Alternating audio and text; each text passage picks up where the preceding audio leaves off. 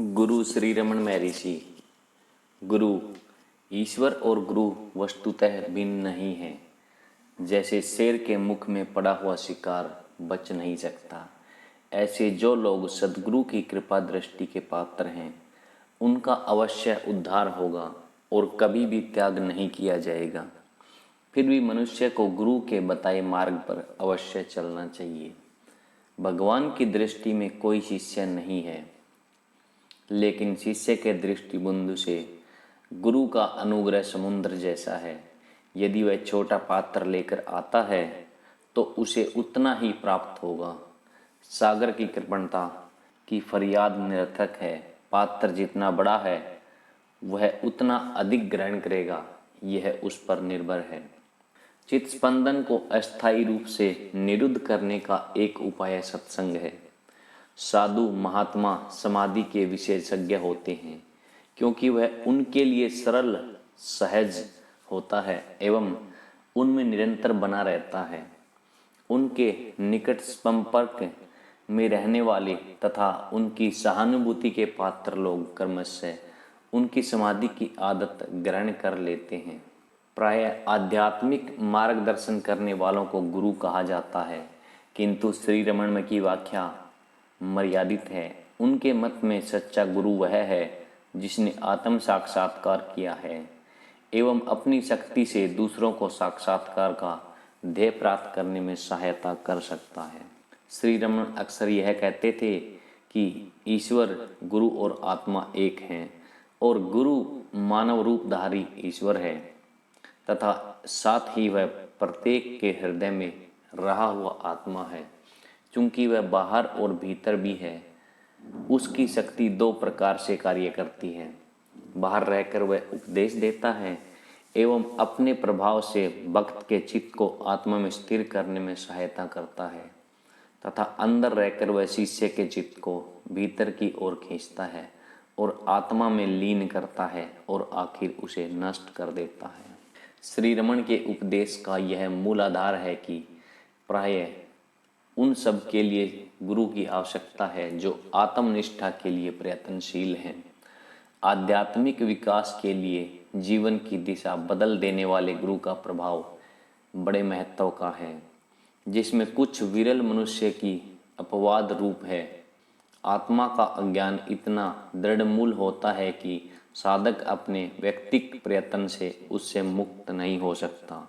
श्री रमन कहते हैं कि आत्म अनुभव के लिए प्रयत्नशील साधक के लिए गुरु आवश्यक है, लेकिन साथ साथ वे यह भी स्पष्ट करते थे कि पूरे मनोयोग से प्रयत्न न करने वालों में गुरु आत्म अनुभव उत्पन्न नहीं कर सकता।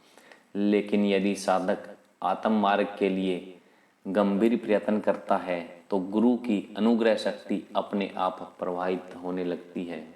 यदि प्रयास न किया जाए तो गुरु असहाय है। श्री रमन के गुरु स्वरूप विषय एवं आत्म अनुभव कराने में गुरु के योगदान विषयक विचारों के संक्षेप में प्रस्तुत करते हैं। श्री रमन जिस विशेष रीति से अपनी शक्ति का प्रयोग करते थे उसकी विस्तृत चर्चा अगले प्रकरण में की जाएगी। प्रश्न: गुरु कृपा क्या है? वह साधक को आत्म अनुभव तक कैसे ले जाती है? उत्तर: गुरु आत्मा है। मनुष्य अपने जीवन में कभी न कभी असंतुष्ट हो जाता है, अर्थात जो भी प्राप्त है उसमें उसे आनंद नहीं मिलता। ईश्वर प्रार्थना से वह अपनी सांसारिक इच्छाओं की पूर्ति करना चाहता है। क्रमशः उसका चित्त शुद्ध होता जाता है और वह अपनी इच्छाओं की पूर्ति के बजाय ईश्वर के अनुग्रह के लिए प्रार्थना करता है। तब ईश्वर का अनुग्रह प्रकट होने लगता है और वह गुरु रूप में उसे दर्शन देकर सत्य का उपदेश करता है तथा अपने संग से उसके चित्त को शुद्ध करता है। भक्त का चित्त बलशाली होकर अंतर्मुख अहममुख बनने में समर्थ होता है। ध्यान से वह और भी शुद्ध होता है और बिल्कुल तरंग रहित समुद्र जैसा बनकर निश्चल हो जाता है। वह प्रशांत विस्तार आत्मा है। गुरु बाहर भीतर दोनों ओर हैं। बाहर से वह मन को धक्का देकर भीतर की ओर मोड़ देता है और अंदर से आत्मा की ओर खींचता है। इस प्रकार मन को शांत बनाने में सहायता करता है। यह गुरु कृपा है। ईश्वर, गुरु और आत्मा में कोई भेद नहीं है। प्रश्न, थियोसॉफिकल सोसाइटी में लोग गुरुओं का मार्गदर्शन पाने के लिए ध्यान करते हैं। उत्तर, गुरु भीतर है, वह सिर्फ बाहर है। ऐसे भ्रमपूर्ण विचारों को हटाने के लिए ध्यान किया जाता है। यदि वह कोई अपरिचित पुरुष है जिसकी आप राह देख रहे हैं तो वह अदृश्य भी हो जाएगा। ऐसे नश्वर पुरुष से क्या लाभ। लेकिन जब तक आप सोचते हैं कि आप अलग हैं, अर्थात एक शरीर हैं, तब तक बाहरी गुरु की आवश्यकता है और वह भी आपको शरीर वाला ही दिखेगा। जब अपने आप का शरीर के साथ गलत तादाद में समाप्त हो जाएगा तब गुरु आत्मा से भिन्न नहीं दिखेगा। प्रश्न, गुरु हमें दीक्षा द्वारा आत्मा को जानने में सहायता करता है। उत्तर, क्या गुरु आपका हाथ पकड़कर आपके कान में कुछ कहता है? आप स्वयं जैसे हैं वैसा ही वह भी हैं, ऐसी आप कल्पना करते हैं। क्योंकि आप स्वयं को सशरीर मानते हैं, आप गुरु को भी सशरीर मानते हैं और वह आपके साथ कुछ ठोस प्रक्रिया करेगा ऐसी अपेक्षा भी रखेंगे, लेकिन उसका कार्य भीतर आत्मा की गहराई में है। प्रश्न, गुरु कैसे प्राप्त होता है? उत्तर, ईश्वर सर्वव्यापक है। वह अपनी अनुग्रह शक्ति से प्रेमी भक्त पर दया करता है एवं भक्त के विकास के अनुरूप अपने आप को प्रकट करता है। भक्त स्वयं को मनुष्य मानता है और दो भौतिक शरीरों में जैसा संबंध है ऐसे संबंध की अपेक्षा रखता है। लेकिन गुरु स्वयं ईश्वर है, देहधारी आत्मा है। वह भीतर कार्य करता है, मनुष्य को अपने व्यवहार की गलतियों को देखने में मदद करता है तथा सच्ची राह पर चलने में उसका मार्गदर्शन करता है, जब तक वह अपने भीतर आत्मा को जान नहीं लेता। प्रश्न, सद्गुरु के लक्षण क्या हैं? उत्तर, आत्मा में स्थिर निष्ठा, सबके प्रति समदृष्टि, सब देश काल तथा परिस्थितियों में अकंप्य धैर्य। प्रश्न, विभिन्न आध्यात्मिक मार्गों का उपदेश करने वाले बहुत गुरु हैं, इनमें से साधक किसे गुरु माने? उत्तर, जिनके सानिध्य में शांति का अनुभव हो उसे गुरु मानना चाहिए। प्रश्न, क्या हमें उसके उपदेश का भी विचार नहीं करना चाहिए? उत्तर, जो किसी जिज्ञासु को यह या वह करने का उपदेश करे वह सच्चा गुरु नहीं है। साधक अपने कर्मों के कारण पहले ही क्लेश का अनुभव कर रहा है, वह शांति और विश्राम चाहता है। दूसरे शब्दों में वह अपने कर्मों का विराम अंत चाहता है। यदि कोई गुरु उसे अपने वर्तमान कार्यों से अधिक या उनके स्थान में दूसरे कुछ करने को कहे तो क्या वह उसकी सहायता कर सकता है? कर्म सृष्टि है, कर्म अपने सहज आनंद का विनाश है। कर्मों का उपदेश करने वाला तारने वाला नहीं, मारने वाला है। ऐसी परिस्थिति में ब्रह्म अथवा यम को गुरु के वेश में आया हुआ समझना चाहिए।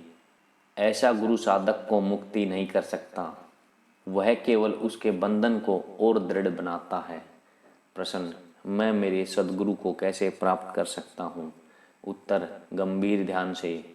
प्रश्न, यदि यह सत्य है कि गुरु अपनी आत्मा ही है तो उस शास्त्र वचन का क्या रहस्य है जो कहता है कि शिष्य कितना ही विद्वान हो या उसने कैसी ही सिद्धियां प्राप्त की हो, गुरु के अनुग्रह के बिना वह आत्म साक्षात्कार नहीं कर सकता?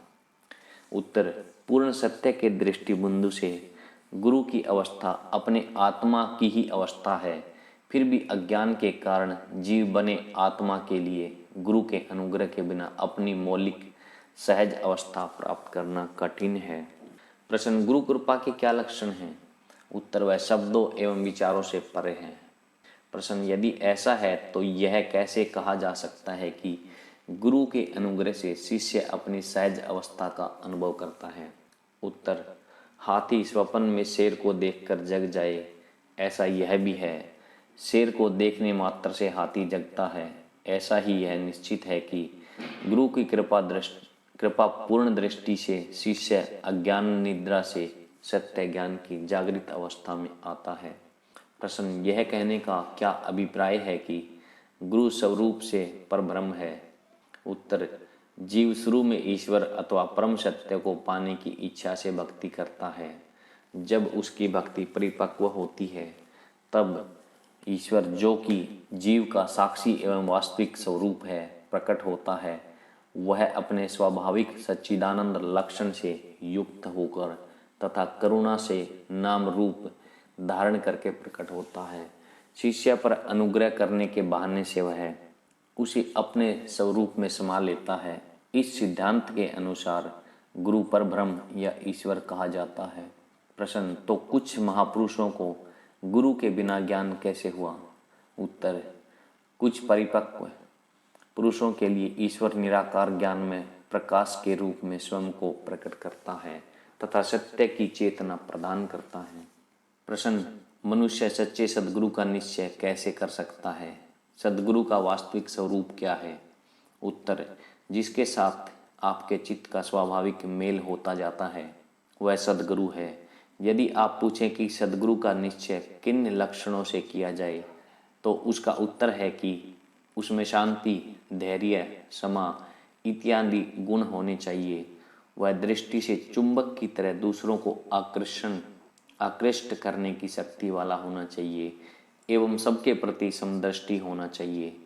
जिसमें ये गुण हो वह सच्चा गुरु है। लेकिन यदि आप सद्गुरु के स्वरूप को जानना चाहें तो प्रथम आपको अपना स्वरूप जानना चाहिए।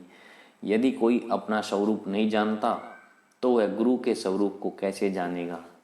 यदि आप सद्गुरु के वास्तविक स्वरूप को जानना चाहते हैं तो आपको संपूर्ण विश्व को गुरु रूप देखने का अभ्यास करना चाहिए। साधक को सब प्राणियों में गुरु के दर्शन करने चाहिए। ईश्वर के विषय में भी यही सत्य है। सब पदार्थों को ईश्वर रूप देखने का अभ्यास प्राथमिक भूमिका है। जो मनुष्य अपने आत्मा को नहीं जानता वह ईश्वर के अथवा गुरु के वास्तविक स्वरूप को कैसे जान सकता है? वह उसका निर्णय कैसे करेगा? अतः अपने स्वरूप को जानिए। प्रश्न, इसे जानने के लिए भी गुरु की आवश्यकता नहीं है? हाँ, यह सत्य है। जगत में कई महात्मा हैं जिसके साथ आपका मन सहज भाव से जुड़ जाए उसे आप अपना गुरु मानिए। जिसमें आपकी श्रद्धा हो वह आपका गुरु है। प्रश्न, मोक्ष प्राप्ति के लिए गुरु कृपा का क्या मर्म है? उत्तर, मोक्ष आपसे बाहर कहीं नहीं है, आपके भीतर है। यदि मनुष्य में मोक्ष की सच्ची अभिप्सा हो तो आंतरिक गुरु उसे अंदर की ओर खींचता है और बाह्य गुरु उसे आत्मा की ओर मोड़ता है। यह गुरु के अनुग्रह का मर्म है। प्रश्न, कुछ लोग प्रचार करते हैं कि आपके मतानुसार गुरु की आवश्यकता नहीं है। कुछ अन्य लोग इससे ठीक उल्टी बात करते हैं। इस विषय में महर्षि जी का क्या कहना है? उत्तर, मैंने कभी नहीं कहा कि गुरु की आवश्यकता नहीं है। प्रश्न, श्री अरविंद तथा कुछ अन्य लोग आपका कोई गुरु नहीं था ऐसा कहते हैं। उत्तर, यह आप गुरु किसे कहते हैं उस पर निर्भर करता है। गुरु मनुष्य रूप में ही हो या यह जरूरी नहीं है। दत्तात्रेय जी के 24 गुरु थे जिसमें पृथ्वी, वायु, जल इत्यादि 5 महाभूत भी शामिल हैं। विश्व का प्रत्येक पदार्थ उनका गुरु था। गुरु अनिवार्य है। उपनिषद कहते हैं कि मन से तथा इंद्रियों से दिखने वाले दृश्यों के जंगल से मनुष्य को गुरु के बिना और कोई नहीं निकाल सकता। गुरु अवश्य होना चाहिए। प्रश्न, मेरा मतलब है कि मानव गुरु महर्षि का मनुष्य गुरु नहीं था। उत्तर, किसी एक या दूसरे समय हो सकता है, लेकिन क्या मैंने अरुणाचल की स्तुतियां नहीं गाई? गुरु क्या है? गुरु ईश्वर या आत्मा है। शुरू में मनुष्य इच्छा पूर्ति के लिए ईश्वर से प्रार्थना करता है। समय आने पर भौतिक इच्छाओं की पूर्ति के लिए नहीं, स्वयं ईश्वर के लिए प्रार्थना करता है। तब ईश्वर उसके समक्ष एक या दूसरे रूप में प्रकट होता है, चाहे वह मनुष्य हो या कुछ और, एवं उसे स्वयं के प्रति आने के लिए मार्गदर्शन करता है। प्रार्थना का ऐसा फल होता है वह साधक की आवश्यकता अनुसार होता है। प्रश्न, एक गुरु में श्रद्धा रखकर मनुष्य दूसरों का आदर कर सकता है। उत्तर, गुरु एक है, वह भौतिक नहीं है। जब तक दुर्बलता है, समर्थ का सहारा आवश्यक है। प्रश्न, जे कृष्णामूर्ति कहते हैं कि गुरु की आवश्यकता नहीं है। उत्तर, उन्होंने यह कैसे जाना? मनुष्य साक्षात्कार के पश्चात ऐसा कह सकता है, पहले नहीं। प्रश्न, भगवान हमें सत्य का साक्षात्कार करने में मदद करेंगे। उत्तर, सहायता हमेशा मौजूद है। प्रश्न, तब तो प्रश्न अनावश्यक है, मुझे हमेशा मौजूद सहायता का अनुभव नहीं होता। उत्तर, आत्मसमर्पण कीजिए, आपको उसका अनुभव होगा। प्रश्न, मैं हमेशा आपके चरणों में हूँ, भगवान मुझे अनुसरण करने के लिए कोई उपदेश देंगे, अन्यथा 600 मील दूर रहकर मैं सहायता कैसे प्राप्त कर सकता हूँ। उत्तर, सद्गुरु अंदर है। प्रश्न, इस तथ्य को समझने के लिए भी सद्गुरु जरूरी है। उत्तर, सद्गुरु अंदर है। प्रश्न, मैं देख सकूं कि ऐसा सद्गुरु मुझे चाहिए। वह दिखने वाला गुरु कहता है कि वह अंदर है। प्रश्न, सफलता सद्गुरु के अनुग्रह पर निर्भर नहीं है। उत्तर, हाँ, आपका अभ्यास ऐसा अनुग्रह के कारण है। नहीं, अनुग्रह के कारण नहीं है, साधना या अभ्यास के परिणाम स्वरूप फल अपने आप प्रकट होते हैं। केवल्य नवनीत का एक श्लोक कहता हूँ, हे गुरु, आप हमेशा मेरे साथ थे और जन्म जन्मांतर से में मेरी प्रगति को देख रहे थे एवं मेरा मार्ग निश्चित करते थे। जब तक मैं मुक्त न हो गया, प्रसंग आने पर आत्मा गुरु रूप में बाहर प्रकट होता है, अन्यथा वह हमेशा अंदर रहकर जो जो करना आवश्यक है उसे करता रहता है। वीडियो को सुनने के लिए आपका बहुत बहुत धन्यवाद। प्लीज़ इस चैनल को लाइक और सब्सक्राइब कीजिए, आपको ऐसे ऐसे वीडियोस मिलते रहेंगे। Thank you so much.